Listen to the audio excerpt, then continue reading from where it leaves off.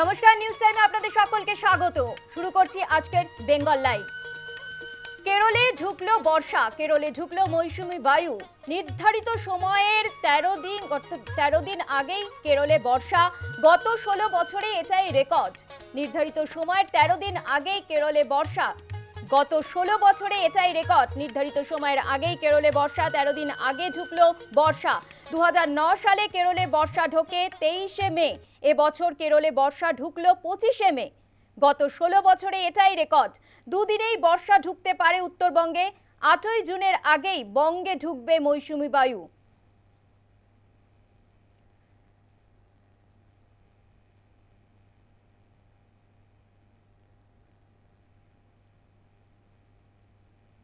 কেরলে ঢুকলো মৌসুমী বায়ু, 13 দিন আগেই কেরলে বর্ষা। এ বিষয়ে কি বলছে আলিপুর আবহাওয়া দপ্তর, শোনাবো আপনাদের। সাউথ ওয়েস্ট মনসুন আজকে কেরালাতে অনসেট করে গেছে। কেরালাতে অনসেট করার নর্মাল ডেট হচ্ছে 1 তারিখে। আমাদের ফোরকাস্ট ছিল 27 তারিখে, এবং তার সাথে কিছু এরার ছিল। তো আজকে সাউথ ওয়েস্ট মনসুন 24শে মে কেরালাতে অনসেট করে গেছে, এবং তার মানে দেখা যাচ্ছে তার নর্মাল অনসেট ডেটের থেকে 8 দিন আগে অনসেট করেছে। অ্যাজ এ রেকর্ড আপনাদের বলতে পারি যে 2009-তে 23শে মে কেরালাতে অনসেট হয়েছিল, মানে 2009-এর পরে এটা হচ্ছে আরডিএস। শুধু তাই নয়, আগামী 2-3 দিনের মধ্যে আমাদের পশ্চিমবঙ্গের সাব হিমালয়ান, ওয়েস্ট বেঙ্গল এবং সিকিমেও সাউথ ওয়েস্ট মনসুন ঢুকে যাওয়ার সম্ভাবনা আছে।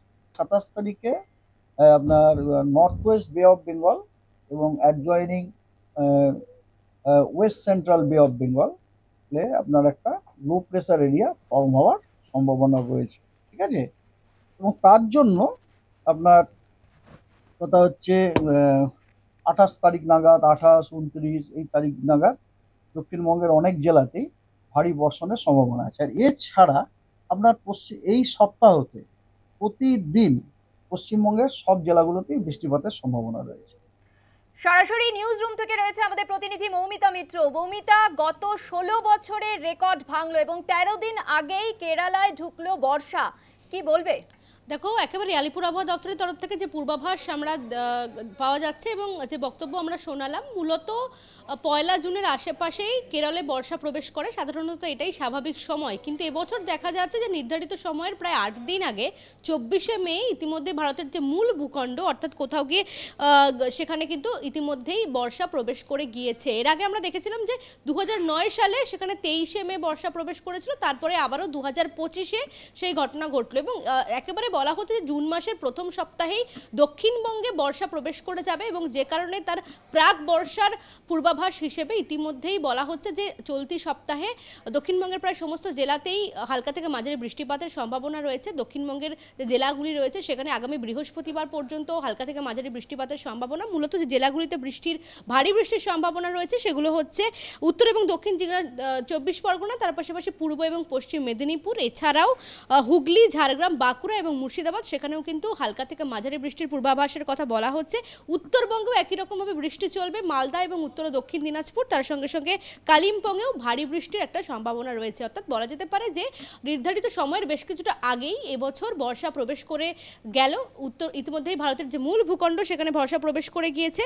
দক্ষিণ পশ্চিম মৌসুমী বায়ু এবং দক্ষিণবঙ্গেও জুন মাসের প্রথম সপ্তাহ থেকেই কিন্তু বর্ষা। মৌমিতা, তুমি জানো যে কলকাতায় যেভাবে দাবদাহ চলছে, কার্যত যেভাবে গরম পড়েছে, এবং সেক্ষেত্রে দাঁড়িয়ে আবহাওয়াবিদরা তারা কি জানাচ্ছে যে কলকাতায় বৃষ্টি আর কতদিন অপেক্ষা করতে হবে?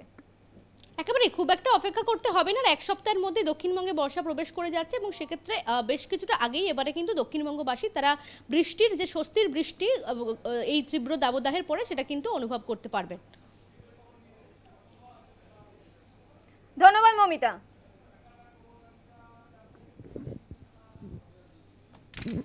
ব্যবসায়ীকে পুড়িয়ে খুনের চেষ্টা, এই খবর নিয়ে ফিরছি একটা বিরতির পর। ব্যবসায়ীকে পুড়িয়ে খুনের চেষ্টা, ব্যবসায়ী ও দোকানে আগুন লাগানোর চেষ্টা, ব্যবসায়িক শত্রুতার জেনে খুনের চেষ্টা। মেদিনীপুরের কাতোয়ালির চাঞ্চল্য, গুরুতর আহত লটারি ব্যবসায়ী, পলাতক দুষ্কৃতীরা। পশ্চিম মেদিনীপুর থেকে রয়েছে আমাদের প্রতিনিধি সুদীপ নন্দী। সুদীপ, যেটা জানা যাচ্ছে ব্যবসায়ী এবং দোকানে দুটো জায়গায় একেবারে আগুন লাগিয়ে খুনের চেষ্টা, কি বলবে? দেখো, একেবারেই যে আজকে দুপুরবেলা যে ভর দুপুরে যে কাণ্ড ঘটেছে সেই ঘটনায় কিন্তু রীতিমতো চাঞ্চল্য মেদিনীপুর শহরের যে কেরানিচটি এলাকা রয়েছে সেখানে এক লটারি ব্যবসায়ী সুরজিৎ সাউ, সে কিন্তু তার দোকানে ছিলেন। এমন সময় হঠাৎ করে দুই ব্যক্তি কিন্তু তার দোকানে কিন্তু তার গায়ে কিন্তু পেট্রোল দেয় এবং দোকানেও কিন্তু পেট্রোল বোতলে করে পেট্রোল ঢালে এবং আগুন লাগিয়ে দিয়ে চলে যায়। এবং দেখা যায় যে সিসিটিভি ফুটেজে যেটা দেখা গেছে যে সেই ব্যক্তি যে লটারি ব্যবসায়ী সে কিন্তু বাইরে বেরিয়ে এসে জামা কাপড় খুলে ফেলে এবং তৎক্ষণাৎ তাকে কিন্তু মেদিনীপুর মেডিকেলে নিয়ে আসা হয়। এরপরেই যে দুইজন যে ব্যবসায়ী যারা আগুন লাগিয়েছিলেন তারা কিন্তু পলাতক হয়ে যায়। যদিও এই ঘটনায় কিন্তু পুলিশ তাদেরকে গ্রেপ্তার করেছে এবং যে লটারি ব্যবসায়ী সুরজিৎ সাউ তিনি কিন্তু এখন মেদিনীপুর মেডিকেল কলেজে চিকিৎসাধীন ছিলেন, কিন্তু তাকে কলকাতায় রেফার করা হয়েছে চিকিৎসার জন্য। এই ঘটনা কিন্তু রীতিমতো চাঞ্চল্য ছড়িয়েছে এলাকায়। যেটা জানা গেছে যে এই যে ব্যবসায়ী লটারি ব্যবসায়ী এর পাশে কিন্তু অপর দুই ব্যবসায়ী যারা আগুন লাগিয়েছিলেন তারা কিন্তু খাবার দোকান করেছিলেন এবং সেই খাবার দোকান করানো নিয়ে কিন্তু একটা বচসা হয়েছিল। পরে কিন্তু পুলিশের মধ্যস্থতা কিন্তু খাবার দোকান সরিয়ে দেওয়া হয়েছিল কদিন আগে। সেই রাগ ছিল, সেই রাগের কারণে কিন্তু তারা এই লটারি ব্যবসায়ীর উপরে রীতিমতো দুপুরবেলা ভর দুপুরে হানা দেয় এবং তার গায়ে কিন্তু পেট্রোল দেয় এবং তার দোকানেও কিন্তু পেট্রোল দেয়, দোকানও পুড়ে যায় এবং সেই লটারি ব্যবসায়ী সুরজিৎ সাউ সেও কিন্তু রীতিমতো আহত হয় এই ঘটনায়। ধন্যবাদ সুদীপ।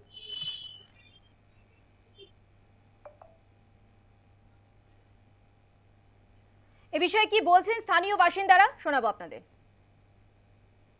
ছিল যে তুমি এখানে ব্যবসা করিস না, আকাশ মুখা ছেলেটার নাম, ইন্দগুড়িতে বাড়ি।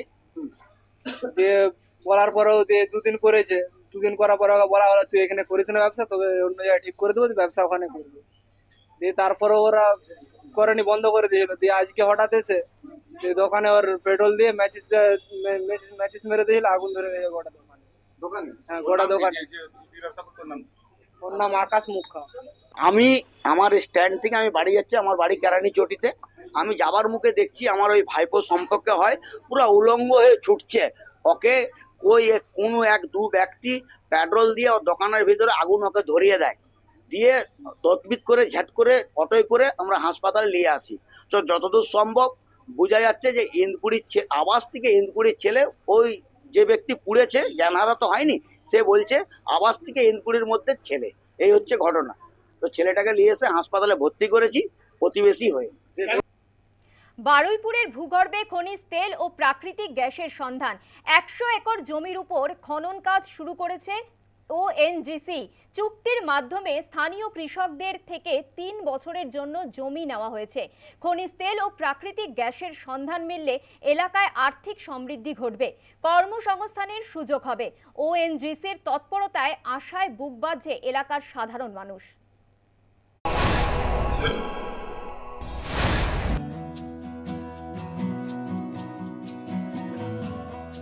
বাংলার ভূগর্ভে তরল সোনার সন্ধান। কৃষি জমিতে মিলতে পারে খনিজ তেল ও প্রাকৃতিক গ্যাসের বিপুল ভান্ডার। এই সম্ভাবনাকে মাথায় রেখে বারুইপুর পূর্ব বিধানসভার অন্তর্গত বেগমপুর পঞ্চায়েতের 200 কলোনি এলাকায় খনন কাজ শুরু করেছে ওএনজিসি। প্রাথমিকভাবে 100 একর জমির উপর কাজ শুরু করেছে ওএনজিসি। বারুইপুর পূর্বের বিধায়ক বিভাস সর্দার জানিয়েছেন, চুক্তিভিত্তিক 3 বছরের জন্য জমি নেওয়া হয়েছে কৃষকদের কাছ থেকে। খনিজ তেল ও প্রাকৃতিক গ্যাসের সন্ধান মিললে এলাকায় আর্থিক সমৃদ্ধি ঘটবে, কর্মসংস্থানের সুযোগ হবে, উন্নয়নের দিক থেকে আরও এগিয়ে যাবে বাংলা। বেগমপুরে 200 কলোনিতে ওএনজিসি ওখানে খনিজ পদার্থ সন্ধান একটা পেয়েছে। ওখানে প্রায় 100 একরের বেশি জমিতে তারা জমির মালিকের সঙ্গে জমির লিজ নিয়ে 3 বছরের লিজ নিয়ে খনন কার্য শুরু হয়ে গেছে অলরেডি। যে আশপাশের খনিজ পদার্থ সত্যি যদি ওখানে পাওয়া যায় তাহলে কর্মসংস্থান এবং ডেভেলপমেন্টের ব্যাপারে বারুইপুর অনেকটাই এগিয়ে যাবে বা ওয়েস্ট বেঙ্গল গভর্নমেন্ট অনেকটাই এগিয়ে যাবে। তরল সোনার সন্ধানে জোর কদমে কাজ চলছে। খনন কাজে প্রয়োজনীয় বৃহৎ যন্ত্রাংশ নিয়ে যাওয়ার জন্য তৈরি করা হচ্ছে রাস্তা। ওএনজিসির কর্মীদের থাকার জন্য কোয়ার্টার, ক্যান্টিন ও কনফারেন্স রুম নির্মাণের কাজ চলছে। এখানে কাজ হচ্ছে, মেশিনের জিনিস এসে বসবে, গাড়িগুলো আসবে, এই রাস্তার কাজ হচ্ছে, এই প্রজেক্টের কাজ হচ্ছে। তোমাদের কাজ এই করতে কতদিন সময় লাগবে? আমাদের কাজ ধরো আমাদের 4 মাস টার্গেট দিয়েছি, আমাদের 3 মাস হয়ে গেছে, আর 1-1.5 মাস লাগবে আমাদের কাজটা। কতজন কাজ করছো তোমরা? আমাদের এখন আপাতত 250-300 লোক কাজ করছে। ওএনজিসির তৎপরতায় আশায় বুক বাঁধছে সাধারণ মানুষ। গ্রামের উন্নয়নে আগামী দিনে আরও জমি দিতে প্রস্তুত তারা। ওএনজিসি এসেছিল বলে এখানে পেট্রোল বা গ্যাস ডিজেল পাওয়া যাবে, তার জন্য আমাদের কাছ থেকে জমি নিয়েছে লিজ হিসাবে। 3 বছরের জন্য লিজ নিয়েছে এবং এখানে পেট্রোল খনি প্রচুর আছে। এখন বর্তমানে 25 বিঘে নিয়েছে, আরও 1 একর করতে পারে। আপনারা কতটুকু খুশি এই যে আপনাদের এখানে খনি পাওয়া গেছে? আমরা বহুত খুশি আছি, কেন আমাদের গ্রামের উন্নয়নের জন্য দেওয়া হয়েছে, যাতে ভালো হয়, গ্রামের উন্নয়ন হয়। ওনারা বলেছিল যে 3 বছরের একটা লিজ, 3 বছর পরে জমি ফেরত দেবে, আর যদি তেল ভালো ওঠে আরও দিন বাড়াবে, তার পরিবর্তে টাকাও দেবে। উত্তর 24 পরগনার অশোকনগরে বিপুল পরিমাণ গ্যাস ও পেট্রোলিয়ামের সন্ধান মিলেছে, তবে এখনও তা উত্তোলন করা সম্ভব হয়নি। বারুইপুরের খনিজ সম্পদ বাণিজ্যিকভাবে তোলা সম্ভব কিনা তা বোঝা যাবে আরও অনুসন্ধানের পরে। News time. জাল ওষুধের রমরমা ঠেকাতে কড়া পদক্ষেপ রাজ্যের। পাইকারি ও খুচরো বিক্রেতাদের জন্য জারি করা হয়েছে 6 দফা নির্দেশিকা। বিক্রেতারা যে সংস্থা থেকে ওষুধ কিনবেন তা বৈধ কিনা দেখে নিতে হবে। পাশাপাশি রাজ্যের বাইরের কোনো সংস্থা থেকে ওষুধ কিনলে ওই সংস্থার ব্যাংক ডিটেলস সহ জিএসটি নম্বরও দেখে নিতে হবে বিক্রেতাদের। 137 রকমের ওষুধের উপর নিষেধাজ্ঞা জারি করেছে রাজ্য ড্রাগ কন্ট্রোল বিভাগ। শীঘ্রই বাজার থেকে তুলে নেওয়ার নির্দেশ দেওয়া হয়েছে ওই বিজ্ঞপ্তিতে। জাল ওষুধ নিয়ে রাজ্যের বিরুদ্ধে ক্ষোভ উগরে দিয়েছেন চিকিৎসক মানুষ গুমটা।